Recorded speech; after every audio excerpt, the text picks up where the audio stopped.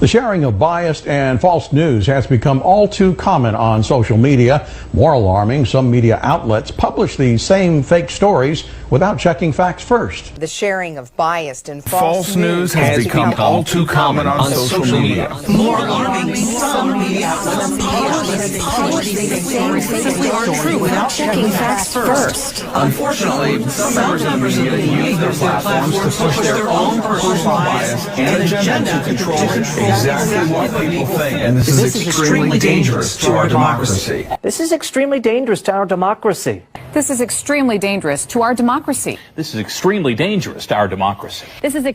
dangerous to our democracy. This is extremely dangerous to our democracy. This is extremely dangerous to our democracy. This is extremely dangerous to our democracy. This is extremely dangerous to our democracy. This is extremely dangerous to our democracy. This is extremely dangerous to our democracy. This is extremely dangerous to our democracy. This is extremely dangerous to our democracy. This is extremely dangerous to our democracy. This is extremely dangerous to our democracy. This is extremely dangerous to our democracy. This is extremely dangerous to our democracy. Not only have our media corporations been funded and owned by high-end Illuminati elites and puppets like the Rockefellers and Robert Maxwell since their inception, but this same system of control also remains today. Even outside of the United States, in nations such as the United Kingdom, a handful of Illuminati cabal billionaire elite puppets own all media corporations. These media corporations receive huge amounts of their funding from major trusts and foundations and from major corporations through advertising. The level of infiltration is outstanding, and all you have to do is follow the money and you will find the same individuals and foundations at the top. And most people understand and recognize this. The problem is that many believe this level of ownership and control primarily extends to the reach of political bias and stops there. For example, it is well known that Harold Evans, a former editor at the Sunday Times, made it very clear to the Leveson inquiry how Rupert Murdoch interfered with the content of the paper. Evans was often rebuked for not doing what Murdoch wants in political terms, including when reporting on the economy. But again, the scandal of injecting political bias into reporting is just another form of theatre. Remember, the Illuminati elites own it all, and in reality right and left are just two wings of the same bird. What most do not realise, however, is the extent of infiltration in our global media and the staggering reality that the media was created with the intended purpose to control the masses. In 1948, Frank Wisner was appointed director of the Office of Special Projects, which became the espionage and counterintelligence branch of the Central Intelligence Agency.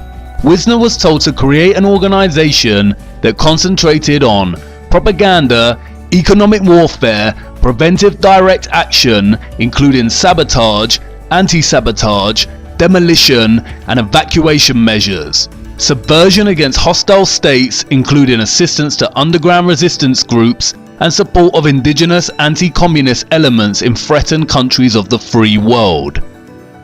Later that year, Wisner established Operation Mockingbird, a program designed to influence American media. In the beginning, Mockingbird was created and led by Wisner, Alan Dulles, Cord Meyer, Richard Helms, and publisher Philip Graham of the Washington Post. Their main focus was to interact behind the scenes with major media outlets and get reporters on the CIA payroll.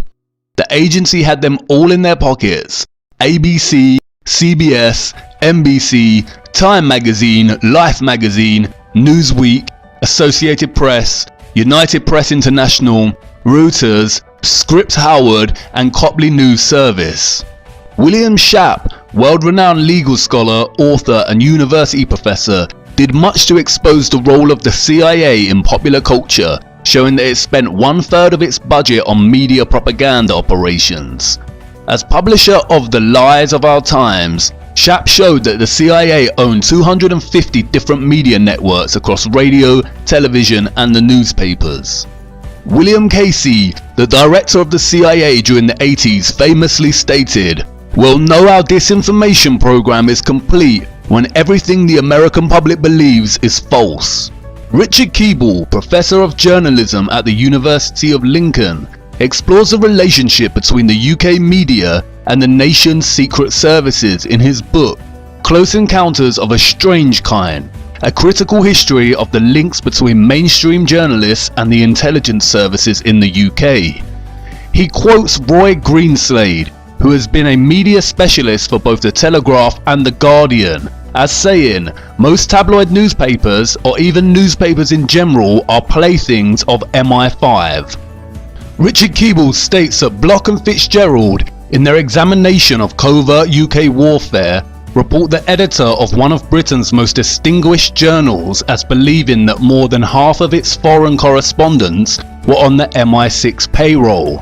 And in 1991, Richard Norton Taylor revealed in The Guardian that 500 prominent Britons were paid by the CIA and the now defunct Bank of Commerce and Credit International, including 90 journalists.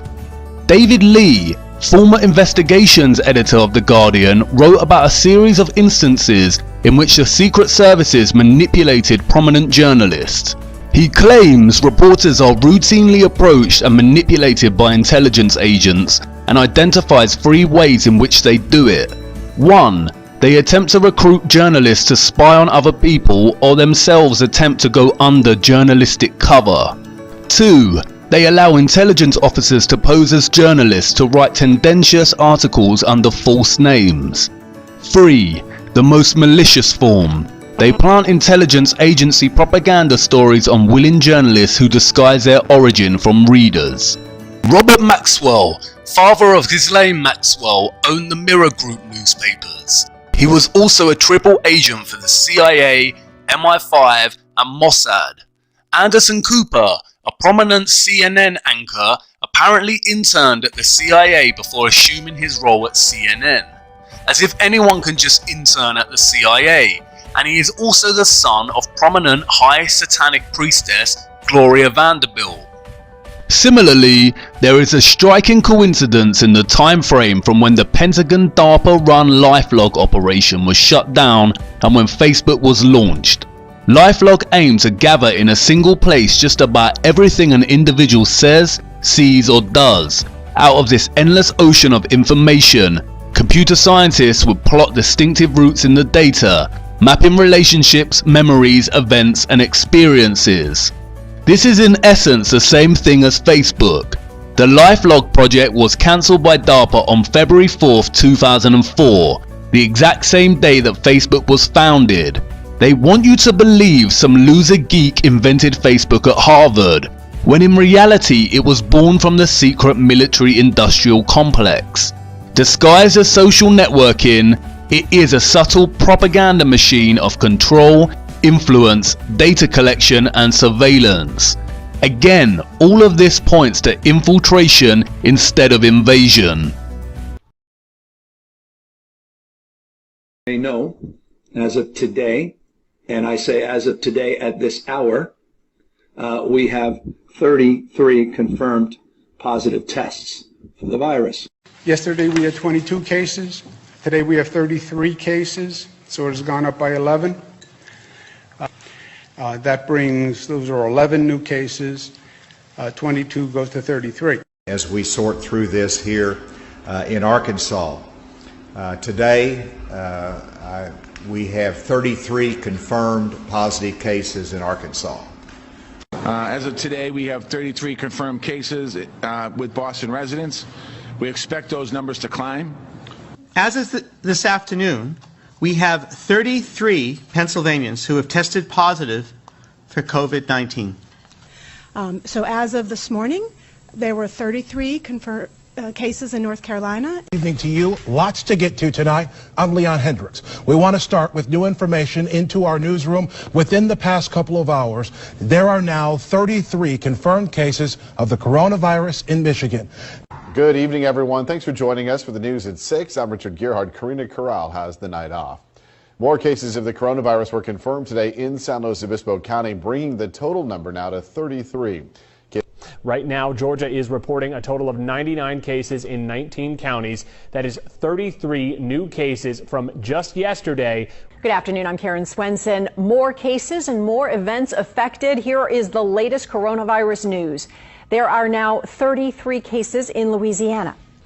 As expected. The number of cases of COVID-19 jumps. A total of 33 people in our state have been tested and are confirmed to have the coronavirus. Day 4 of the shelter-at-home order brought 6 new confirmed cases of the coronavirus to San Luis Obispo County, bringing the total number to 33.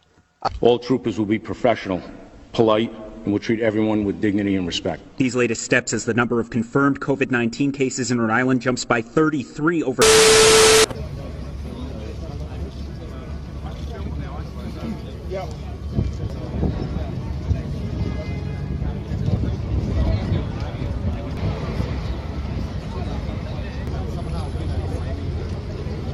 That Simon, rap Simon.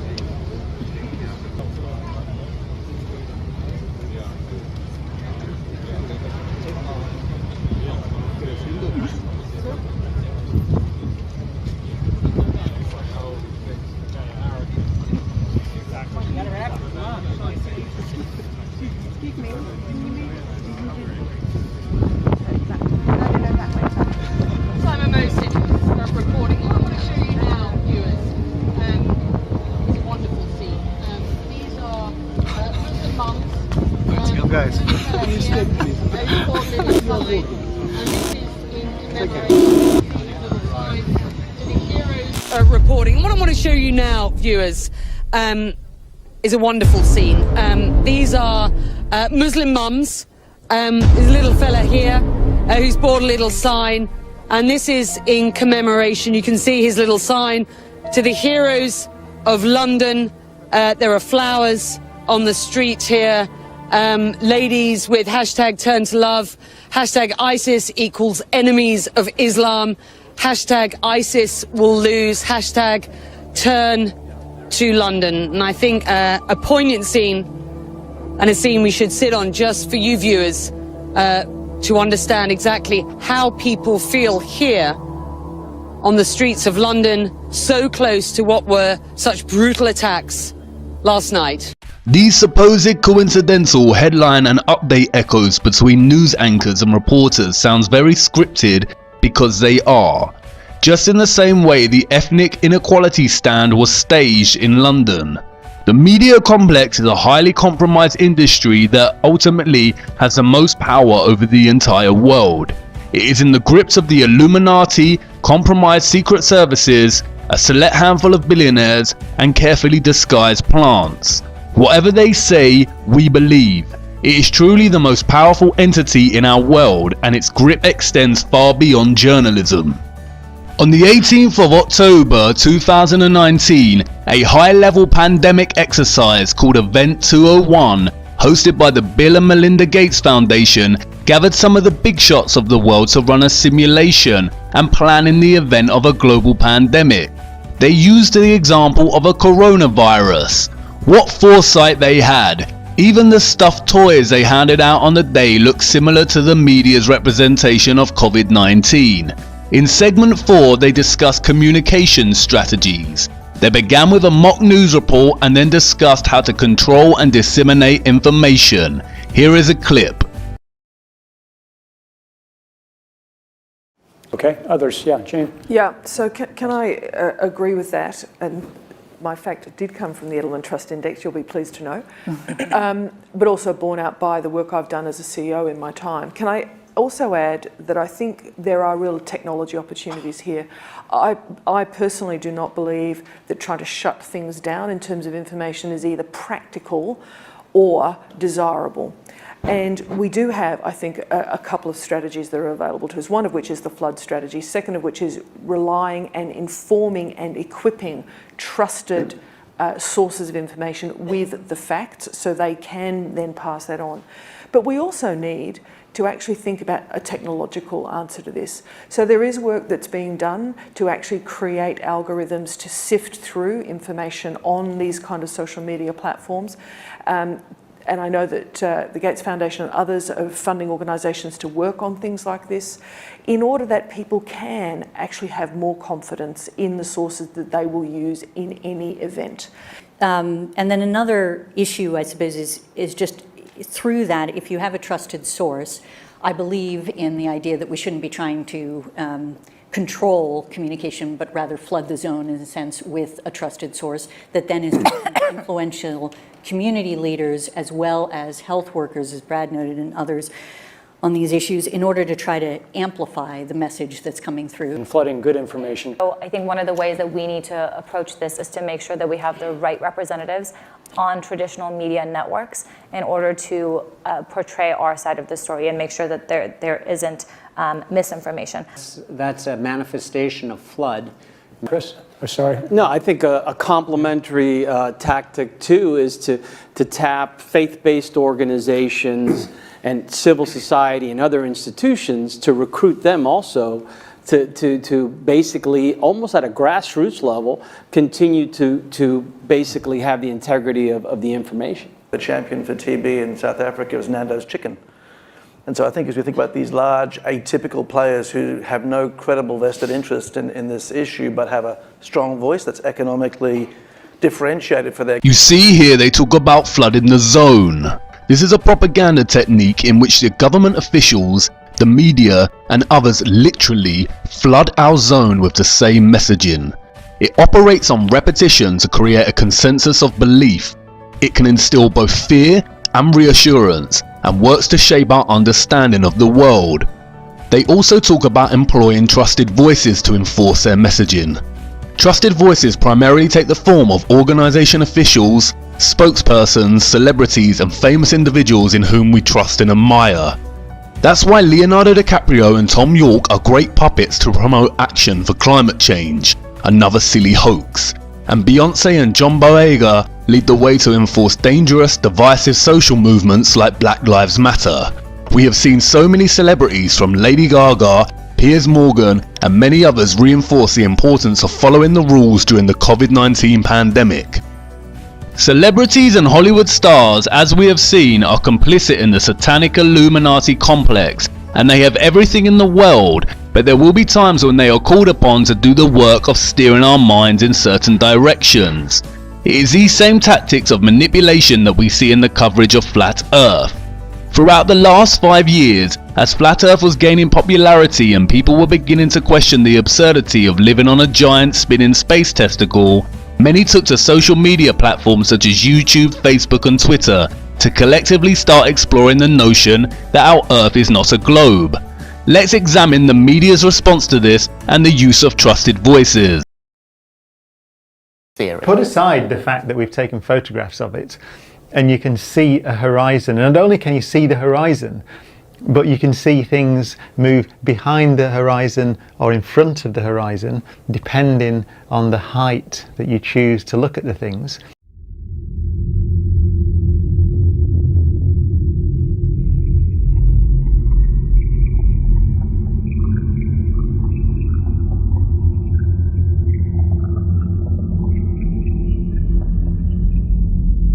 You see, I'm lost for words. It's probably the most nonsensical suggestion that a thinking human being could possibly make. It is drivel. Wrote about the curvature of the Earth in the 13th century. You see, almost no one in the history of the world has believed that the Earth is flat. I was watching a documentary recently about flat earthers. That was fascinating. I don't know if anybody saw this. There are people who believe the Earth is flat. The documentary is called Assholes. You must ask yourself here the question as to why these trusted voices are all saying the same thing. Flat earthers are not only wrong, but we are stupid, idiots, assholes, nonsensical, full of drivel. Why the hate-directed speech? It is very interesting to me that the trusted voices tend to be celebrities admired for their so-called wit and knowledge. You see, their manipulation of the public here is not actually subtle. Anyone with common sense would question their heated response. Why does it matter if some believe the Earth is flat? Ask yourself, Would David Mitchell, Stephen Fry or Brian Cox talk this way about religious groups who believed in so-called archaic notions such as God? They are being paid to say this. Their response is not scientific at all, it's panic. It primarily revolves around ridicule and outright rejection. Any real scientist may actually find the notion of flat Earth intriguing. They may want to investigate further and enjoy this kind of discussion and debate. But no, flat out rejection from the globe heads. And it is not because flat Earth is preposterous, it is because their entire careers and comfortable satanic lifestyles are at risk if they do not comply with their handlers' wishes. They must act as a trusted voice. But this wasn't enough to stop the flat earthers, and more people are waking up, and to combat this growing awareness, the matter went to Congress. Ms. Downs, does Google think that this is a problem, and what is the solution that you're coming up with to address it? Thank you for the question. So as you noted, when Alex Jones posted the video you described saying that the survivors of the Parkland massacre were crisis actors, that violated our harassment policy. We have a specific policy that says if you say a well-documented violent attack didn't happen, and you use the name or image of survivors or victims of that attack, that is a malicious attack and it violates our policy. In terms of conspiracy theory content generally, our goal is to promote authoritative content to our users. So we have two principles that guide the way here. That's the first one, is we want to provide users with authoritative, trustworthy information. Downs, I'm sorry to cut you off. I only have a minute and a half, and I don't really need to hear what you're trying to provide. I want to know how you're dealing with all these conspiracy theorists on your platform. So the first way is by demoting low-quality content and promoting more authoritative content, and the second is by providing more transparency for users. So we're introducing boxes that provide factual information at the top of results that have shown themselves to turn up a lot of information that is counterfactual, such as searching for the Earth is flat on YouTube, where you see a lot of Your response is to put a box saying, nope, the Earth is not flat. Correct. Okay. Again, ask yourself, if flat Earth is false and a conspiracy theory, why is it specifically being discussed in Congress? Did they also discuss Bigfoot and aliens? This is Juniper Downs, the global head of public policy and government relations for YouTube. The Congress session dressed itself up as attending to the matter of disinformation, when in reality it was a call for censorship.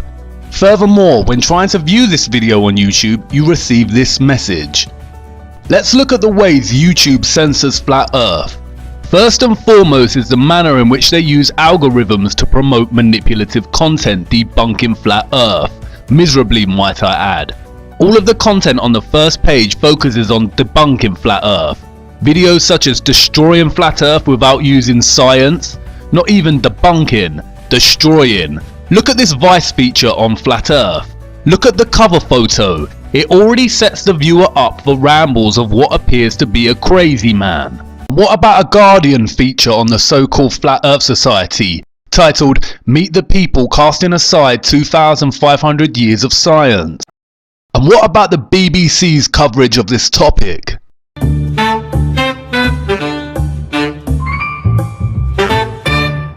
We used to think when we got started individually in this that we were alone. We have one thing in common. We live on a flat plane.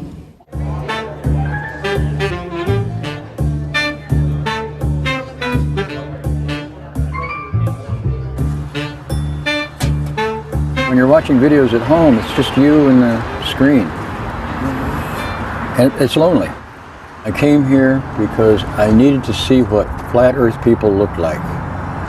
And I was not disappointed. They look normal, very few people overweight. About 30% of them are cigarette smokers, and only 4 of them that I met are from around here. Can you see what they are doing? They are creating a false narrative to promote a false demographic of people that believe the Earth is flat. Primarily fringe outsiders shouting in unhinged ways on the streets, people having midlife crises, who have lost their wives or dress ridiculously, but consider themselves normal. The media are generating a perception of the type of people who will believe the Earth is flat, and it is highly manipulative and plays into the concept of what Charles Bukowski called the genius of the crowd. the predictable propensity in people to always side with the masses out of insecurity, for fear of being rejected and ridiculed. No one would want to associate with a demographic of people that are represented as outsiders on the fringe of society. If the majority believe something, then most will follow. It applies to many things in life, from trends, reviews and critical acclaim, and to political beliefs and worldviews. People are attracted to the mass opinion. No one wants to be associated with a flat earther after watching these videos through fear of being laughed at, or they will stop in their exploration of flat earth because the media represents a community as a collection of fringe or insane individuals. It isn't glamorous, or even given the intellectual recognition it deserves. There is no in-depth discussion of the science behind the flat earth model, just a forced demographic narrative. The media here intervene to stop people even giving it a chance. YouTube pushes this content to the forefront. Another selected video is titled, "How Average People Fall for Flat Earth." What do they mean, average people? They are patronizing us and playing the same tired hand of promoting bamboozlement as some kind of exclusive genius that the ordinary folk cannot fully grasp. YouTube's content fluctuates between making fun at the so-called flat earth idiots, aggressive debunking videos, and comedy sketches where people ask, if the earth is flat, why does no one fall off the edge? Flat earthers have never once said that there is an edge you can fall off from. And this type of redundant humour is enforced with memes. If you Google search flat earth, not only do the algorithms push forward similar content, but its image search is filled with satirical images that misrepresent the entire argument put forth by the flat earth community. You see, terms like flat earthers and flat earth community create a false idea that there is a unit of people that all hold the same specific beliefs. I am using it in this video for the sake of argument, but in reality flat earthers are just people digging for the truth, all with very different views and conclusions drawn from extensive research. But back to YouTube. They also censor searches when looking for something more specific. Here I type in Eric Dubay, a prominent flat earther and one of the smartest people I have come across on YouTube. YouTube promotes 2 of his current content before flooding the zone with the same trashy pseudo-scientific debunking videos. You see, they can't be too obvious in their censorship. Furthermore, when typing in flat earth, users are greeted by this sinister push at the top of the page. This is what Juniper Downs was talking about in her response to Congress. It is an insert from Wikipedia. Just an innocent bit of context to this field of inquiry that stresses that flat earth is an archaic, outdated mode of thinking about the world. If you type in Bigfoot, aliens, universe, you are not greeted with any such context box. Why not? And it doesn't stop there. YouTube has attached this sly context box to all prominent YouTube channel videos. And more sinisterly, YouTube removes flat earth videos, bans them, depopularizes them by removing likes and subscribers to people's channels. People have had their channels demonetized. Making videos is a lengthy, arduous process, and especially in relation to flat earth content, it requires a vast amount of research, time and effort. And yet YouTube deems it appropriate to defund these channels, but at the same time allows other YouTubers such as Jeffree Star to rise to fame. Near the butane. Amazing. We're gonna put up a picture of me and Nathan, just so you can stare at us while I get high. Be right back. Screenshot where someone on her wedding video, which this is like your special day, honey, asked, I bet you Jeffree Star is at home watching this. I'm actually not, baby. I'm busy running a multi-million-dollar company, or maybe 5 companies, and I'm a little busy over here filming and just, you know, living my life. But someone wrote, I get Jeffree Star is probably at home watching this, or something like that. I'll throw up a screenshot right now. And she, Miss Thing, had to write Jeffree who with a wink, and I'm like, that's all you can say, Jeffree who? How about Jeffree that had the lipstick in Sephora with my motherfucking name on it with your company for the last 10 years? How about Jeffree that's in all your books, all your memories? Like, girl, because she was always the friend that had the nicer stuff. And Jeffree Star is an online makeup personality whose videos further intensify society's growing vanity and self-obsession, and who frequently talks about others in denigrating ways, pointing out their supposed ugliness, and who promotes hypersexualized content such as the orgy collection. You see, Google, YouTube, and others like Twitter are not truly social media platforms. The way they behave with their censorship actually classifies them more in line with publishers than platforms. You must really consider why the trusted voices, government officials, mainstream media, and social media publishers of our world are censoring and desperately trying to debunk and delegitimize Flat Earth. It is panic. They've been talking down new sources of energy. They dismiss wind power. They dismiss solar power.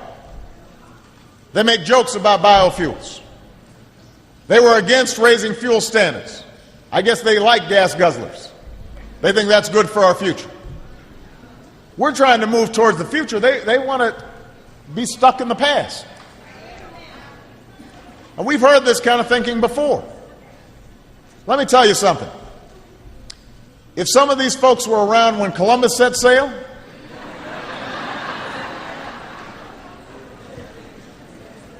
they must have been founding members of the Flat Earth Society. They would not have believed that the world was round.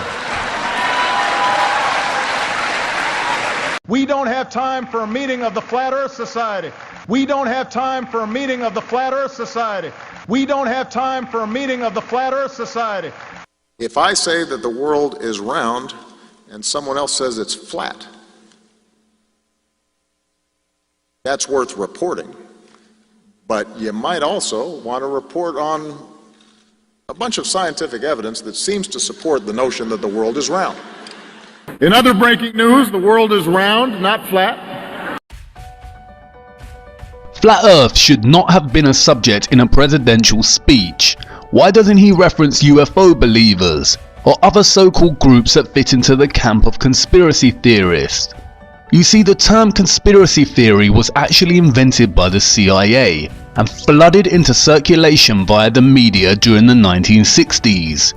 As Lance D. Haven Smith outlines, the term conspiracy theory entered everyday language in the United States after 1964, the year in which the Warren Commission, an investigation into the assassination of President John F. Kennedy, and was used by the New York Times on multiple occasions during its coverage of the investigation. How convenient! The term conspiracy theory was practically invented and established as an everyday phrase during the investigation of JFK's murder.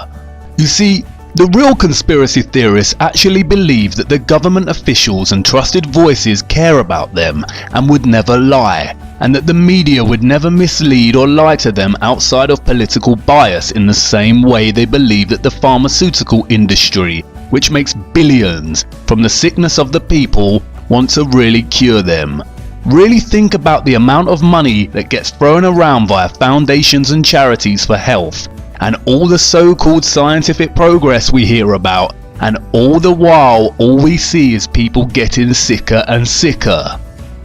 They are lying to us. The attack on Flat Earth is nothing but panic. Their biggest fear is an awakened public. A symptom of a larger problem. There's a growing anti-intellectual strain in this country. It may be the beginning of the end of our informed democracy. They are right when they shout about it being a threat to democracy. But not our democracy. It is a threat to their democracy, to their freedom of greed, elitism and satanic practices, and which all exist due to and depend on our brainwashed ignorance. It is not democratic to censor free speech and ideas, and it is not democratic to demonize people for holding a view that is not in line with the general misinformed consensus. They are relying on the genius of the crowd to make people feel like they are either crazy or stupid for even being curious about looking into the true nature of our Earth. You see, Operation Mockingbird never ended. These talking heads manipulate us and tell lie after lie, We download their ideas from our screens and into our minds only to become echo chambers of opinions and viewpoints that were never really our own in the first place. We go about our day-to-day echoing and regurgitating their lies and views of the world as if they were our own. The programming is so subtle sometimes we don't even realise we are doing it. There is an attack on free thinking, and it is being led by the #1 enemy of the people, the satanic elite and its media and trusted voices and education system. Out of this entire series, this is in many ways the most important thing you could take away and raise your awareness to. I used to be extremely brainwashed, and breaking away from this sick matrix of lies is the best thing I ever did. But come on, enough of this. We have to get back to flat Earth. We have to understand the mechanisms that make it all possible in the first place. Come with me now to episode 10. It's time to talk about energy.